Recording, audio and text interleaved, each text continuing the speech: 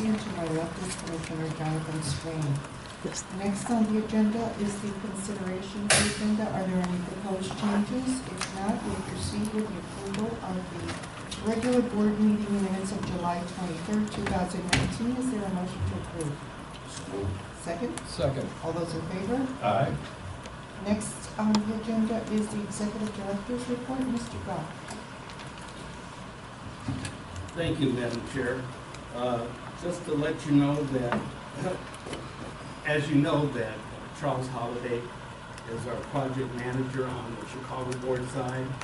I'd like to introduce Alex from Dominion, who's going to be the project manager on the Dominion side. Alex, would you please introduce yourself to the board members and a brief overview of where we're at? Good morning, everyone. Good morning, Chair, Board. For the record, my name is Alex Soto Vasquez. I am a senior project manager for Dominion Voting Systems, and I'm going to be the project manager for the Democracy Suite implementations for the Chicago Board of Elections. A quick overview on where we stand. We started to work already with the project implementation team. We have laid out an initial project schedule that we've been reviewing with the various teams. And we are already started with to meet with the different teams to organize and plan ahead. The main effort right now is to agree on the path forward on documentation and procedures. It has been discussed that we want to keep the format and the methodology that the Chicago Board of Election has in place, and we're just going to bring the new equipment into the mix, basically. Charles and I will be basically overseeing all activities from both parties, and we feel very glad and very honored to be here working with the Chicago Board of Elections. We brought in a very experienced team with us. I'd like to introduce also Stan Marangos, who's with me. He's the technical lead for the project, and all the resources that are supporting our implementation as well. For myself, I've been with the company over 11 years, and this isn't my first rodeo. As I said, we've been doing implementations nationwide for Mongolia, Puerto Rico, Philippines, and I've been involved in many different implementations for different states here in America. As I said, I'm very glad, I'm very honored to be working with you, and we're just looking forward to get this kicked off. Okay. What's your first deadline? Our first deadline is to get the contract done. Get the contract done, and there was some miscommunication. We got that straightened out. Hopefully, we'll get that very soon. You got my email? Yes. Okay, that sounds great. We'll be ready to, we need to finally approve the final?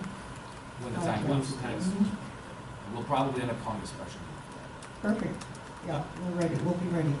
Are you currently located in Chicago? I will be located for the remainder of the project, yes. Excellent. So we can call you in the middle of the night. Oh, yes. Okay. Hopefully not. Thank you. Okay, thank you. Great meeting. Thank you.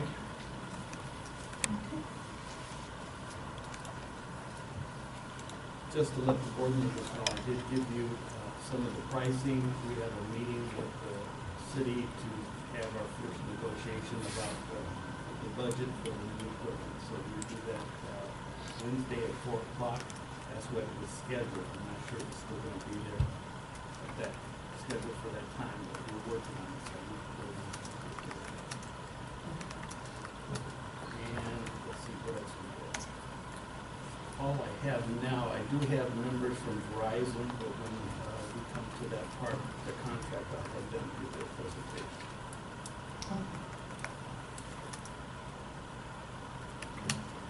Mr. Holliday? Good morning, Madam Chair, fellow commissioners. As Alex has stated, both our teams are working together.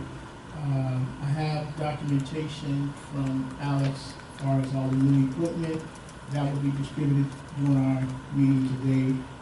The IT department has already tested card activation as far as early voting, and it went well and it is working. Dominion and ES&S are working on card activation for election day, so they will raise a card, but that is in the works. September 24th, the election work will be at the warehouse with Keith Carter going over and verifying dimensions of the election carriers and the blue cards, the extras that we need. But on this Thursday, both Alex and our team from here will be going to the warehouse to look at the carriers. We're gonna stuff all the documentations that are used for election day and early voting into the carriers with the new machine to make sure there is enough room to accommodate all the material. That's it. I just have a question. Is the space needed for an individual voting machine? Is that, because now we have the printer on the side? Yes, The the printer is there, so this kind of looks like the ADA booth. Uh-huh. So the booth and the polling place and the early voting will be a little smaller, but it will accommodate the screen and the printer. So each unit will have a printer. And what you see on the side is the scanner and the ballot box. Right. There'll be one of those at each one of the early voting sites, because once that ballot is printed, it has to go through the scanner. So we're looking at maybe like 175, having maybe 4 or 5 scanners, because we have so many units. But it is a bigger footprint Right. than the E2P. Right. It is a larger footprint. So when we have our early voting sites, we're just gonna have less, we're gonna squeeze them in? We're making arrangements with the different locations to get the space that we need. And you mentioned, so we would have some ADA accessible Yes. machines, but would that suffice? No, because it's too high? That is the height for the wheelchair. Oh, it is? Yeah. And the screen could tilt over if you take Okay. Good.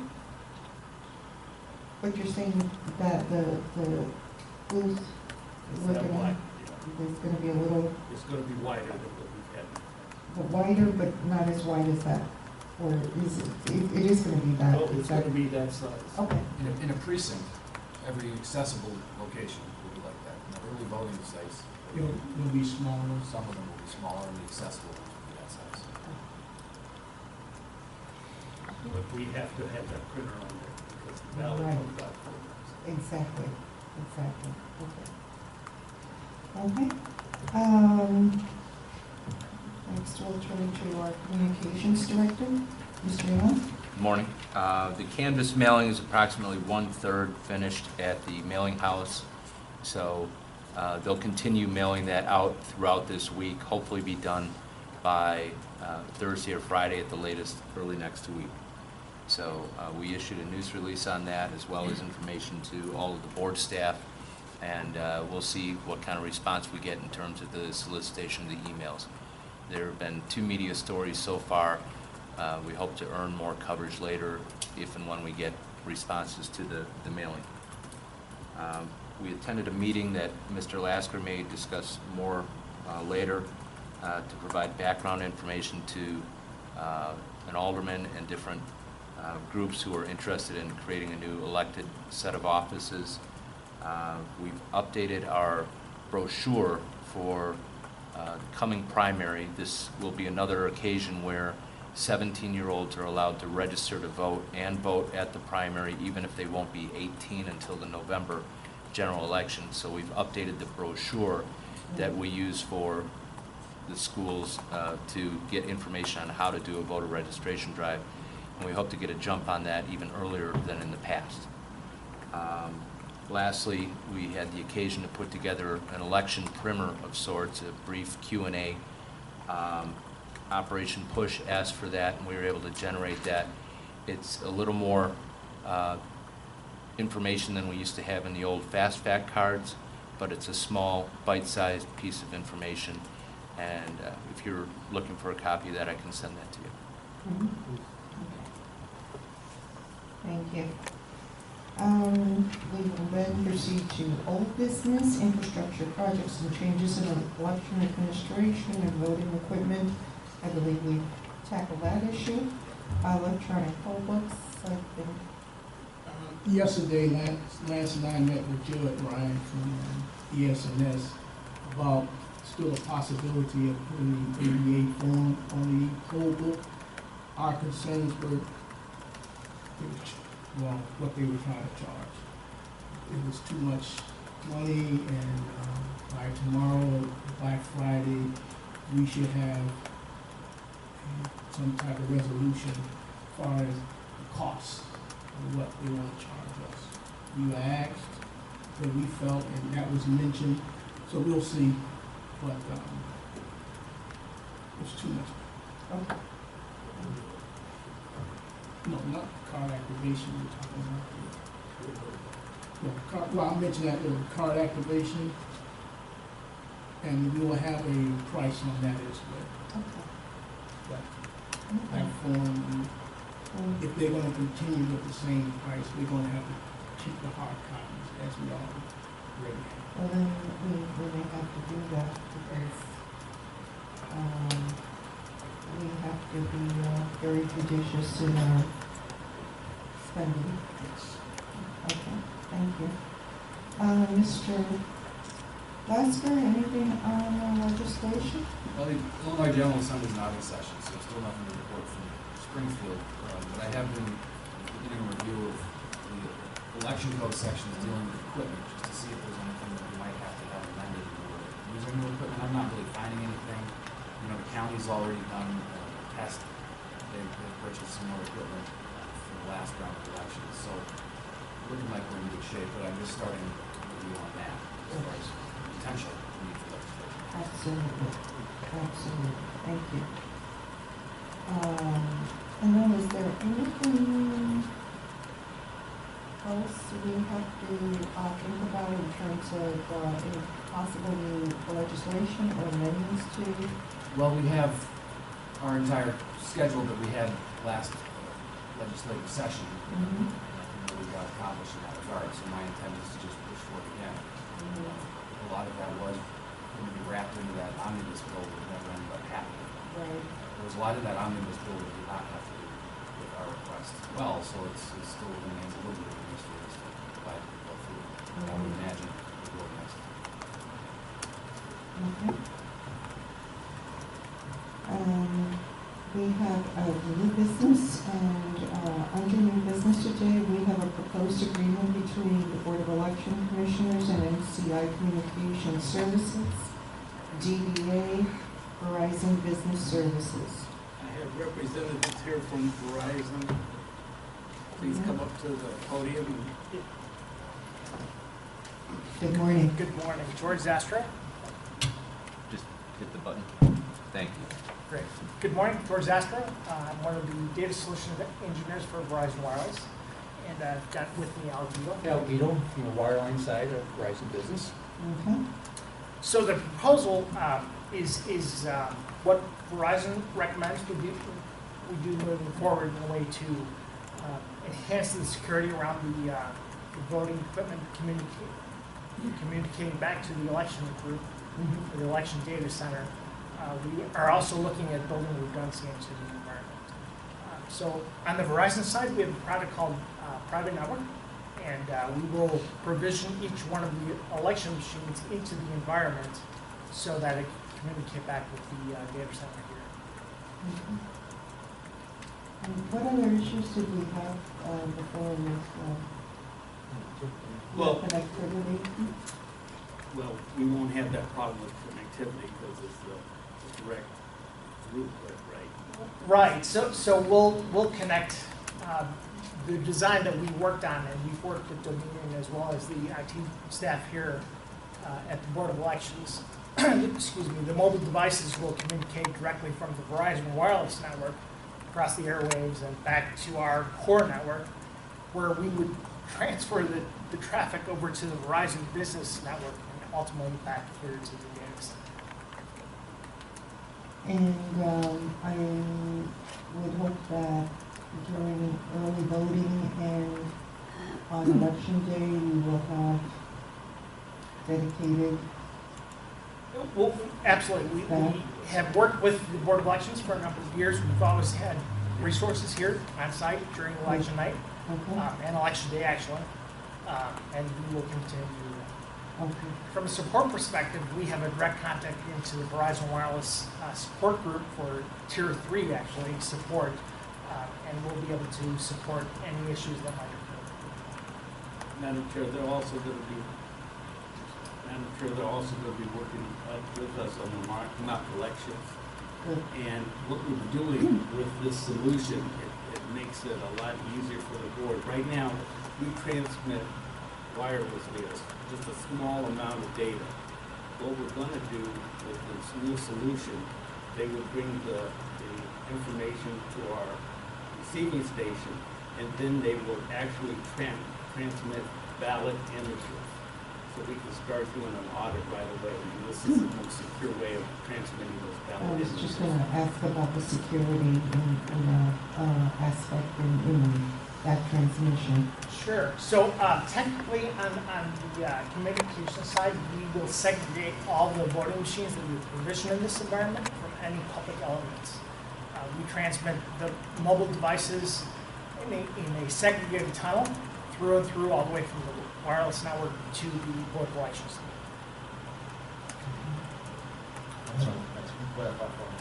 So you're saying that, now that the results will be transmitted at the receiving station, not from. No, we transmit at the precinct right now, wirelessly. Right. But then we're gonna take that information to the receiving. We've always done it twice. Right. Then transmit from the receiving station. All the packs will be transmitted from the receiving station. Instead of just that small data, we're gonna actually transmit ballot images so Okay. we can start as soon as possible So we're auditing. still gonna have the same two transmissions, it's just the Yes. first time will be wirelessly, and it'll be a limited amount of information. The second time will be more, a direct connection, and there'll be more information. Yes, it will. Got it. And that stops us from doing it, because in the past, we didn't, a week later, we transmit the information. We're gonna do it all within that one-day election day. It makes it a lot easier for the board, and we'll have that information now. The ballot images are large file sizes. Right. So those won't be transmitted from the precinct. Then you get to the receiving station a little bit later that night, and that's on that second transmission. We'll step forward. Got it. And so I presume that the same time it takes to transmit from the receiving station. I know that you're transmitting more, but at the same time, what's the time differential between transmitting wirelessly from the receiving station and transmitting this way from the receiving station?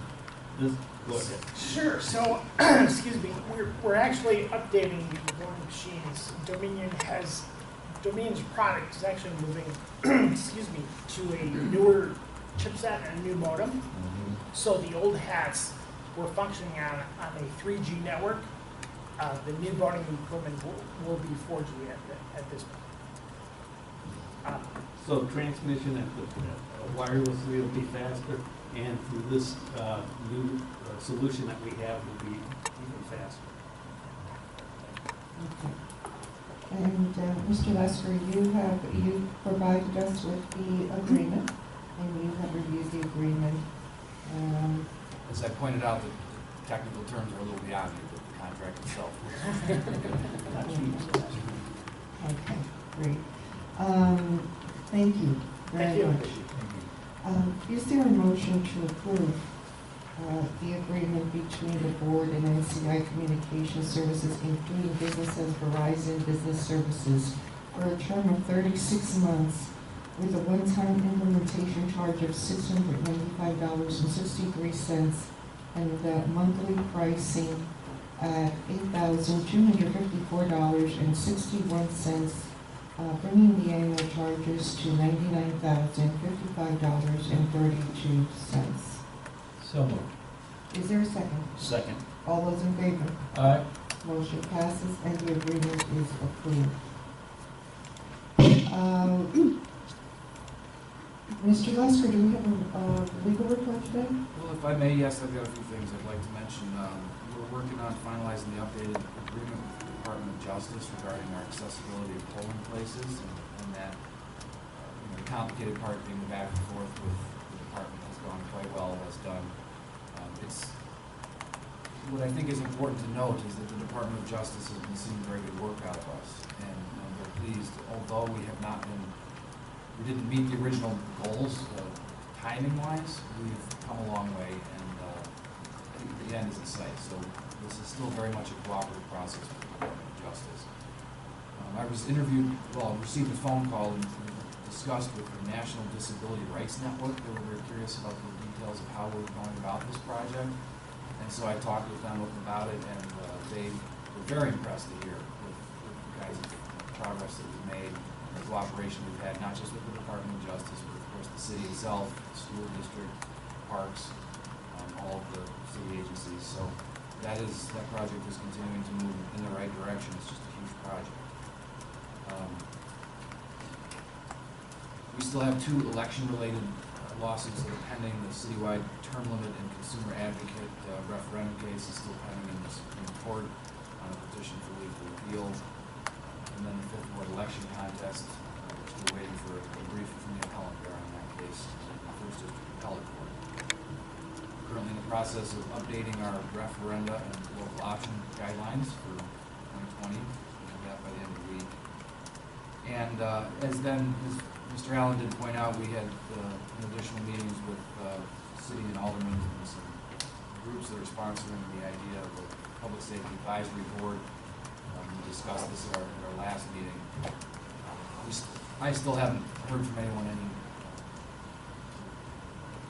winning way for the city council to do this all by itself, but I have just this week now provided the mayor, the city's law department, with what I believe is a roadmap for a way that this could be accomplished the way it's currently being proposed. It would just require that the mayor and the city council work together on the project. What it comes down to is that there's clear statutory authority for the mayor to create offices as appointed offices. And then there's authority for the city council to convert those into elected offices. But you have to put the horse in front of the cart. So again, we're just trying to make sure the road is smooth, and we've given them the map, and we hope that they move forward. I'm sorry. You said there's a methodology for the mayor to be able to say that one more time? There are 2 statutes at play that I found that I believe can lead in the right direction. The first statute says that a mayor may create appointed officers for the city. The statute then lists 10 specific offices, and number 11 says, or any other office deemed prudent for carrying out the city's authority. So the mayor could create the office. The city council then has the authority on a 2/3 vote to change those appointed offices into elected offices. Right now, the proposal, and it's their proposal, not ours, the proposal is to have them be elected offices. But what I had originally discussed with the city is that I believe the city council cannot unilaterally, purely by ordinance, create an elected office. That requires either a referendum or a statute that allows that specific office to be created. And I'm not aware of any statute that allows these kinds of specific offices to try to create. So the idea here is that the mayor could, under her statutory authority, create the office, which the creation of which does have to be approved by the city council by a standard majority vote. But if the city council can get that up to a 2/3 vote, they can then in their ordinance say that those appointed offices created by the mayor shall be elected, not appointed. And is there any implication of when it has to be elected based on that theory? Based on that theory, following the state statute, they would be elected in the municipal cycle because there is separate sections in the election code quite clear and specific about which kinds of offices are filled in each election cycle. So theoretically, the city council in one session could pass an ordinance approving the mayor's appointment authority to appoint this new office, and then take up the second piece of legislation, converting that into an elected office. Correct, I think it could even be accomplished in one ordinance. The ordinance that acknowledges that the mayor's created these offices, subject to our advice and consent. Well, our advice is, let's make them elected offices, so we'll vote 2/3 when mayor does. Make it 2 votes, or just clear up. However they want it. I'm just trying to show the different possible ways to do it. Right. Thank you. Okay. Thank you, Mr. Lasker. Now we'll proceed with the financial reports we have. First one is a balance sheet and voucher listing for the City of Chicago, 2019 appropriation number 19-05, dated September 10, 2019, in the amount of $365,710.37. Is there a motion to approve? So moved. Is there a second? Second. All those in favor? Aye. We also have a balance sheet and voucher listing for the County of Cook, a 2019 appropriation number 19-01, dated September 10, 2019, in the amount of $576,077.50. Is there a motion to approve? So moved. Second? Second. Motion passes. You call. Oh, all in favor? Aye. Motion passes. We have not received any requests for public comment today. However, I would like to acknowledge the passing of influential disability rights advocate Martha Briscoe from Chicago. And I think many people have seen there have been many accolades and about her in the past, and now upon her death at the age of 66. And I just wanted to acknowledge Ms. Bristow. At the age of 20, she was a nurse here in Chicago, and at the age of 23, she became paralyzed.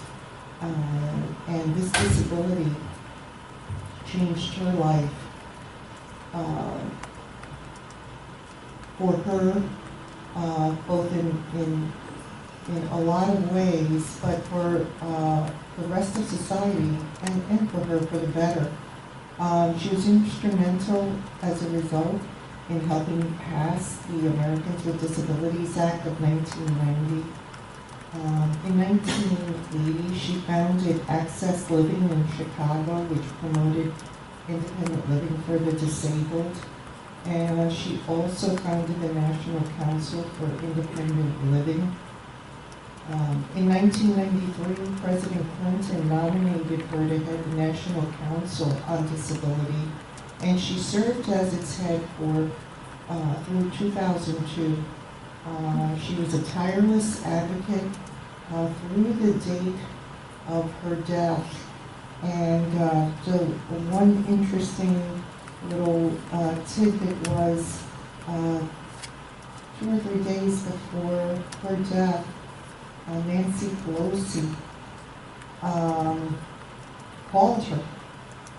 And according to her husband, Ms. Pelosi wished her well and said, "I wish there was something I could do." And Ms. Bristow replied, "You can move the Disability Integration Act to committee and to a floor vote." And that is, that says a lot about this person. And I can't say anything more. I admire someone like that. And Mr. Goff, you knew her Yes. personally? We had a great working relationship. Access Living, in fact, they were having issues with accessible parking around the building, and they called me up and asked me to help out on that. So we worked together. So she was, in fact, we used Access Living as one of our voting places, our early voting sites. So she was always instrumental, and she kept your feet to the fire. So, great person. Our condolences to her family, but her spirit will live on, and And there will be many organizations and many people continuing to push her agenda, and I'm very happy for that. Mr. Lasker, is there a need for executive session today? No, not today. Okay. If there is no executive session, we will be canceling our next meeting on September 24th. We may schedule a special meeting at the call of the chair, depending on the business of the needs of the board. But otherwise, we will adjourn to our next regularly scheduled meeting on October 8th, 2019 at 9:30 a.m. Is there a motion to adjourn? So moved. Is there a second? Second. All those in favor? Aye. Motion passes. Thank you.